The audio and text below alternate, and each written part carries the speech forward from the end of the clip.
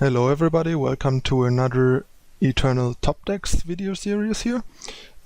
Before we dive into the deck, which is gonna be Shimmerpack today, a quick note regarding my channel and supporting myself.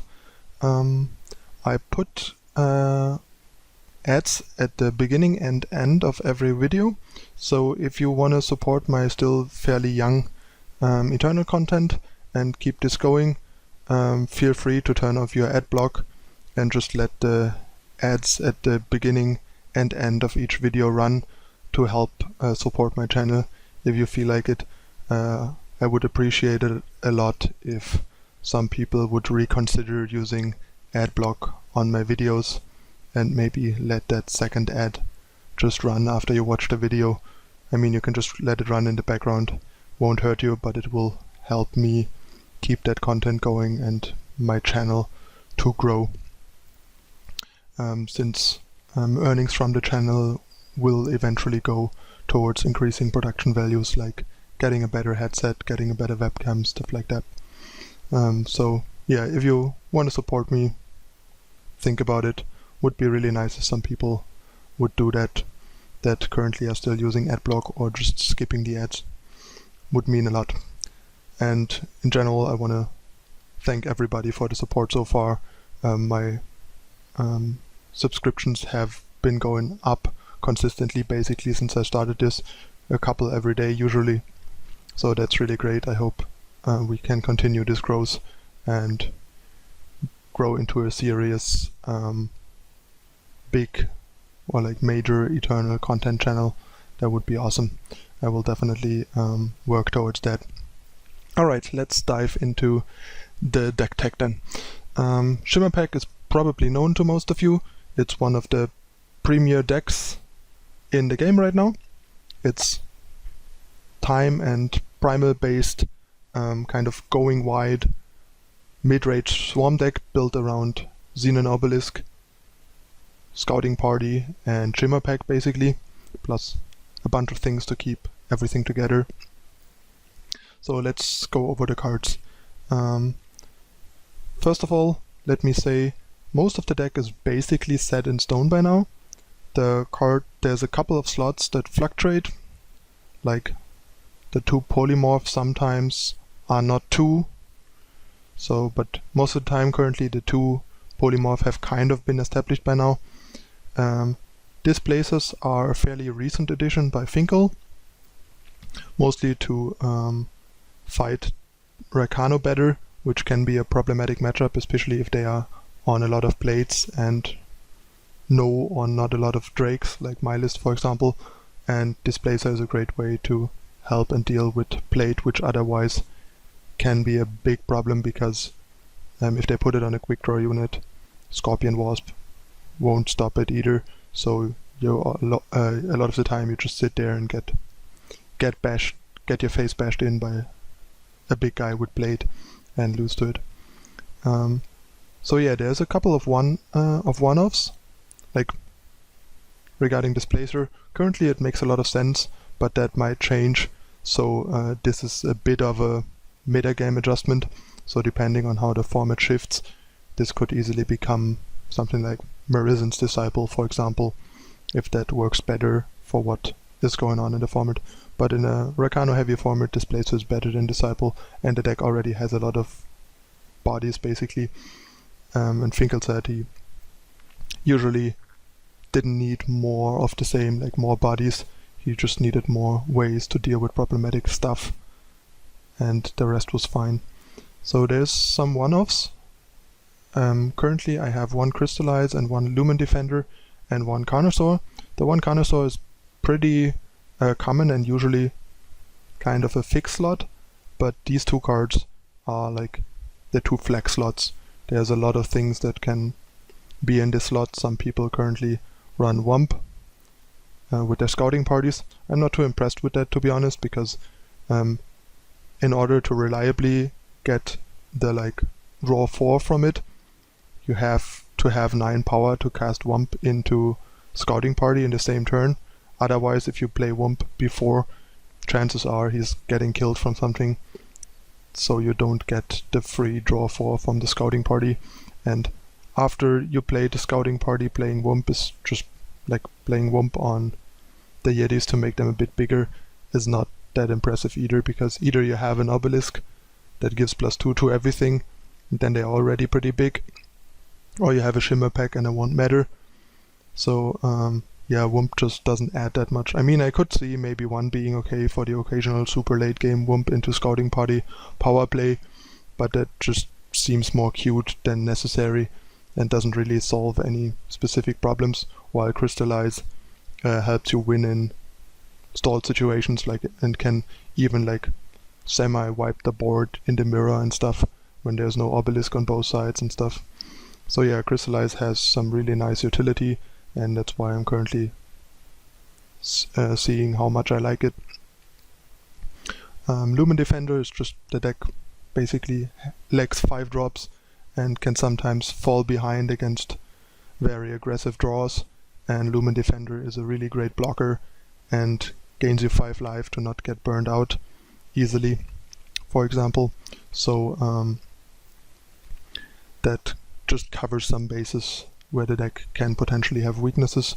Other cards for these slots include things like a single backlash, a Pteriax Hatchling to have some more evasion against opposing evasion, or simply to deal damage in the air when the ground is clogged up and there's no Titan in play. What are other options here? Wump, basically. Another option is like a single unstable form, which is great against Stone Scar decks, because usually if you upgrade their units, you downgrade them. Like if you upgrade a 5/5 Champion of Chaos, it usually becomes something smaller in worth. Same goes for Impending Doom, and it's also a reasonable out if you really need to against stuff like Umbran Reaper. It will usually turn into something fairly big if you upgrade it, but maybe you can deal with the big thing on the ground, but you would lose to the Drain 5 from the Reaper dying, for example. So that's like an out there. And there's plenty of like weak units here that we can upgrade if there's no good targets on the opposing side. So it's kind of like a cheap double pseudo polymorph that can add some interesting flexibility to the deck. I tried one for a bit and I actually liked it quite a bit. So there's nothing wrong with considering playing one. Yeah, I think that should cover like the options for the one-off slots for now. I guess you can also just play a second Predatory Carnosaur, for example, since the card can be really powerful. Just problem is that the deck's curve is already pretty high and there's already 5/6 drops, so you have to be careful. And I guess if you want some more power stability and smooth power drops, you could always just play like the Force Talir's favorite, for example. So let's talk about the cards one by one. First we have Initiate of the Sands. Pretty self-explanatory in my opinion. It's a body for Obelisk and Shimmerpack. It makes your lets you hit your Obelisk threshold 1 turn earlier and lets you be more explosive in general, giving you 1 extra maximum power, basically accelerating your power by 1 turn, which is great. Turn 3 Sandstorm Titan is even more brutal than turn 4 Sandstorm Titan, especially on the play. So does quite a lot in the deck. At worst it can trade early with opposing aggressive 1-drops to not fall behind too much. Then we have Permafrost, by far the best removal in the color combination, and probably one of the best cheap removal in the game, since it basically can lock down anything that doesn't have endurance, which makes it a bit awkward in the sense that it's not able of dealing with a Sandstorm Titan, but then again Sandstorm Titan is not that big of a deal for this deck, and Titan is one of the few cards it can't deal with. The other relevant one basically being a Champion of Glory. Other than that, it can stop almost anything that is annoying and shut it down. Even stops a Reaper or a Soulfire Drake without killing them and giving them the Entomb trigger, which is nice. Next we have Stormlings, which is kind of a removal actually against aggro decks, since if you have 2 power open on their turn, they often cannot risk attacking into you unless they have a way to deal with the Lynx, be it like Finest Hour, Rapid Shot, or say Torch. And even if they have a Torch, for example, you still get to block, so you still don't take damage, which is great. And it's also, while being a removal and early defense against aggressive decks, at the same time a body for your Swarm, which is a nice double duty card basically. True removal would be worse here because against decks where early removal is not that relevant, having the body is great, and having a semi-blank removal would be bad, like against control, for example. Then we have Talir's Favored, only 3, simply because the deck basically already has, if you count Talir's Favored and Ember Acolyte, already like 32 power plus Initiate to temporarily help out with power and make sure you have a higher chance to play your Acolyte even with 2 power opening hands to actually make him count as a full power source. So, and the 0-2 body being pretty low impact makes it so that there's only 3. Like if we could cut the 25th power, we would easily play a Force Talir's Favored over it, but cutting like a real card for another 0-2 that's mostly a power source, like a 0-2 power source basically, increases the chances of us drawing like too much power, drawing too much air, and not doing enough, which is why there's currently only 3. Next we have for Temple Scribe. Temple Scribe is just perfect for the deck. It helps with velocity of the deck, makes us draw into our power drops and to our important cards, basically virtually making the deck 71 cards instead of 75, and providing a body for our Obelisk and Shimmerpack, and also an early blocker to trade with opposing Oni Ronins and stuff like that. Next we have the already mentioned Ember Acolyte. Great card. Much better power searcher than Favored because 2-1 actually trades with quite a bunch of units and also pressures the opponent on an empty board, and also capable of fixing our blue, which Talir's Favored also isn't. So if we have a hand without blue, Acolyte can fix that and get us our first blue, or even our second blue for Shimmerpack if we need the second one, for example. Makes the influence super stable in the deck, and the power drops as well.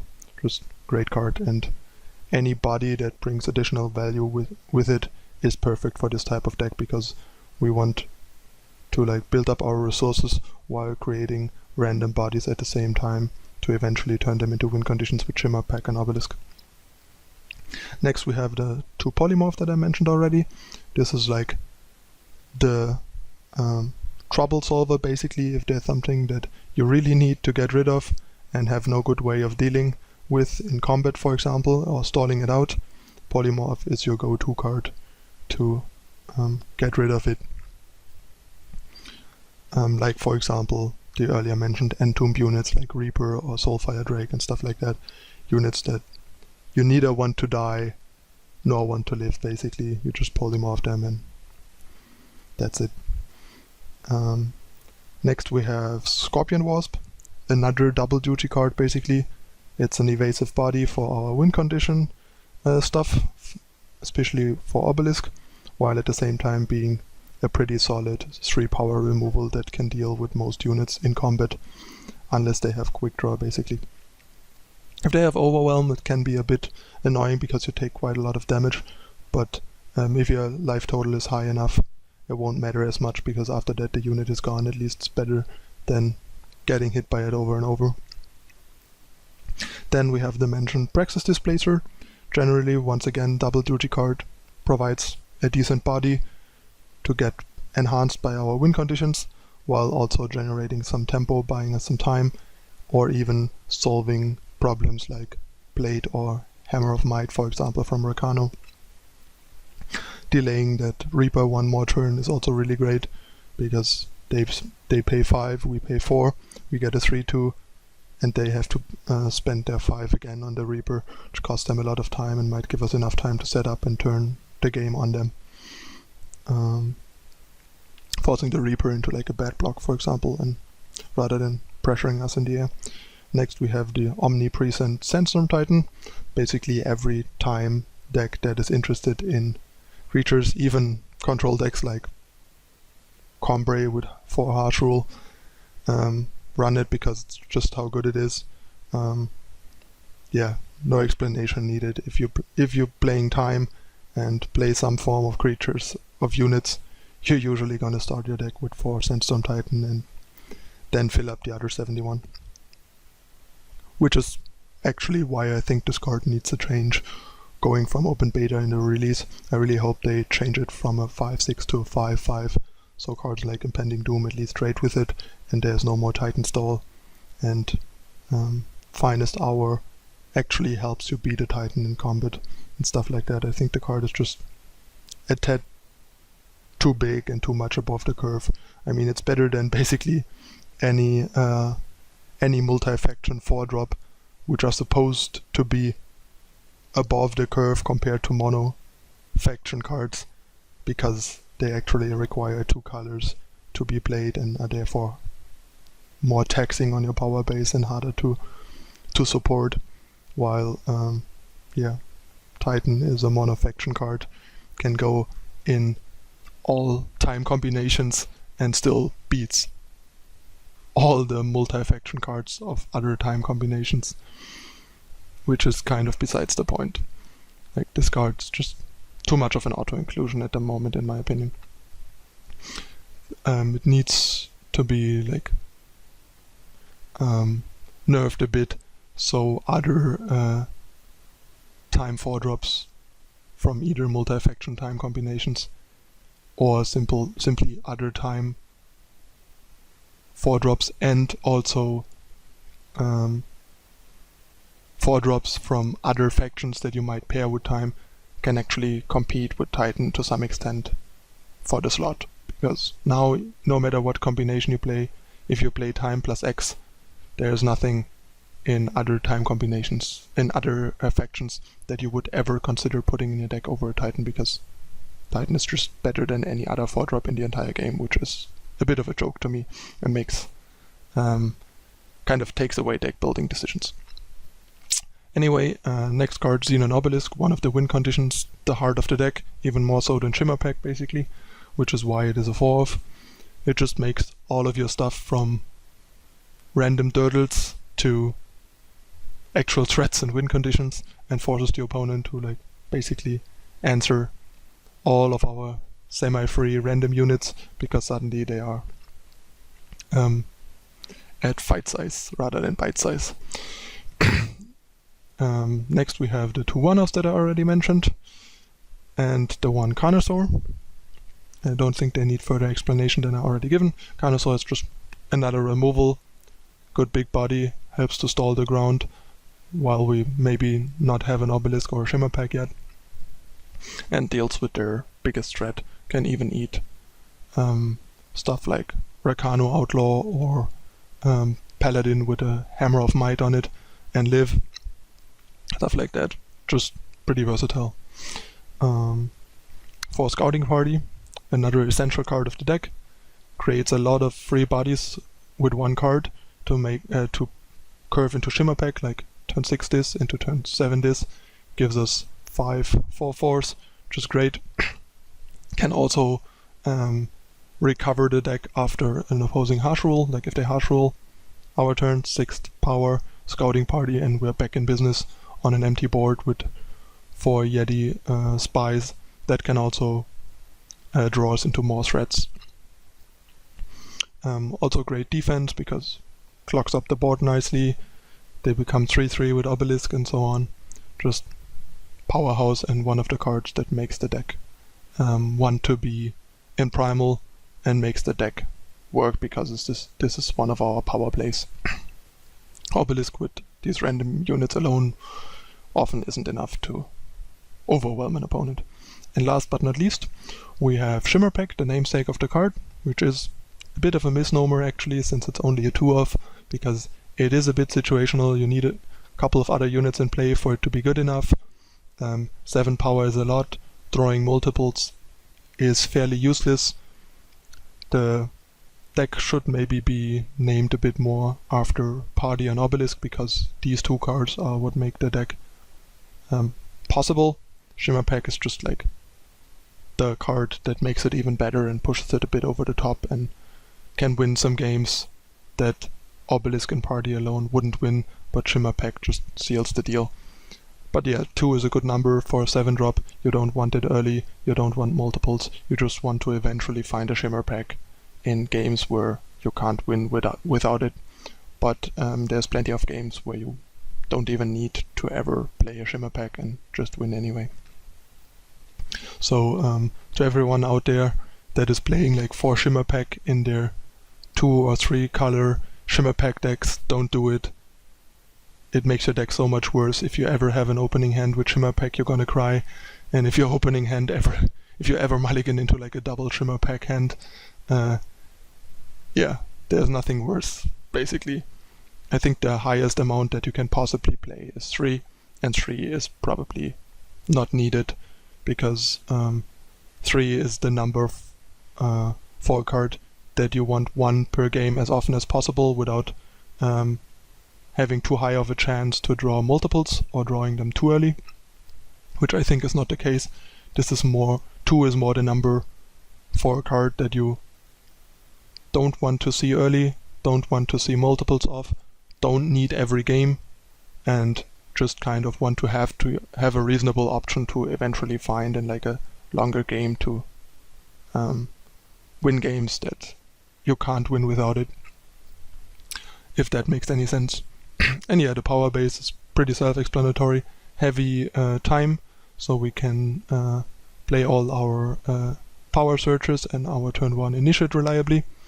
Plus we are only basically splashing Primal for the most part, so only 5 Primal Sigils. 4 Seal as usual, because, you know, the guy at the deck was championed and more or less built, I think, by Finkel, which is a pretty good player and deck builder, as it seems, and he understands that Seal makes your power base much more stable and better when you're 2 colors, which is why he runs the 4 Seal as he should.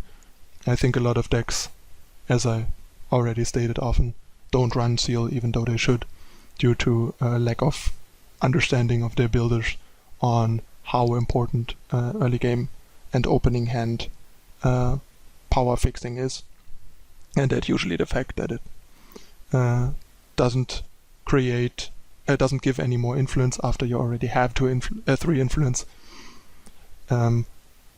barely matters, and in the cases it matters, there's a 50-50 chance that it would create the wrong influence anyway. Like if you have 3 time influence and draw a seal, half the seals would be time sigils and half the seals would be primal sigils.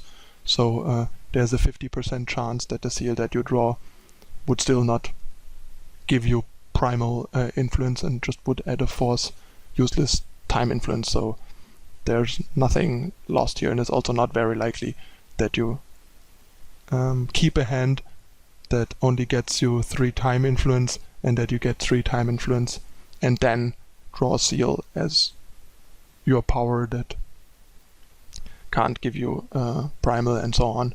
So there's very narrow scenarios where seal has a drawback, and yeah, that's fine. Like, I mean, if it had no drawback, it would be utterly broken. Like, power fixing with literally 0 drawback is way too good and should not and does not exist. And this has a super balanced drawback and is probably the best dual power or like best power fixing in the entire game, because it has about the lowest drawback for the most part, especially because of how the influence system works. You don't need a lot of influence. Usually 2 of each influence in your deck is more than enough. Some decks only need 1 of each influence. So how is seal ever gonna hurt you unless in like super extreme and rare cases where not having seal would have probably hurt you about as much, or even more, would get you into more situations where you get single faction opening hands and stuff like that. Alright, that's it about the deck. If there's any more questions regarding the deck and the deck list, feel free to ask me in the comments. Importable deck list will be posted in the description as usual. Stay tuned for the games. See you in a moment with the first part of a 6-game series that I usually do for these videos.